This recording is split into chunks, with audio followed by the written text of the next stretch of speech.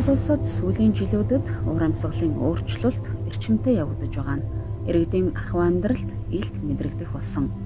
Тухайлбал хурбороо цагтаа орохгүй улмаас үс сургамс сайн ургахгүй байх, ганцуудын давтамж ойртож, гол мөрөн нуур цөрөм ширгэж буй үзэгдэл нь малчдын өдөр тутмын амьдралд сөргөөр нөлөөсөөр байна.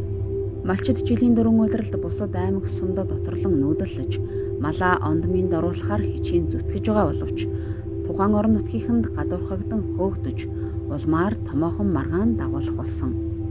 Одорт яваа иргэд харьяаллын Бишкек шалтгаанаар альва төрийн үйлчилгээ, тэр дандаа эрүүл мэндийн тусламжийг авахд хамгийн их хүндрэл учирдаг.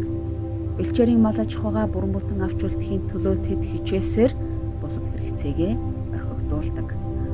Үүний дунд малчин гэр бүл, ялангуяа эмэгтэйчүүд эрүүл мэндээрээ хохирч, үр хүүхэд нь сурч боловсрох, хөгжих хэрхээ эдэлж чадахгүйд хүрч байна. Байгалийн гамшигт үзэгдлүүдийг хүндрэл багтаа даван туулах, гамшигын үед түүнд дасан зохицож амьдарч аж төрөхөд төр засгийн ээлтэй бодлого өгүүлэгдэж байна.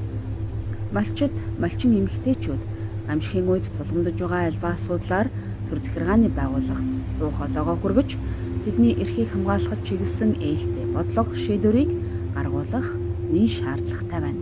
Малчин эмэгтэйчүүд бид эрүүл аюулгүй орчинд бусдын дарамт шахалтгүйгээр амьдрах хөдөлмөрлөх хэрэгтэй.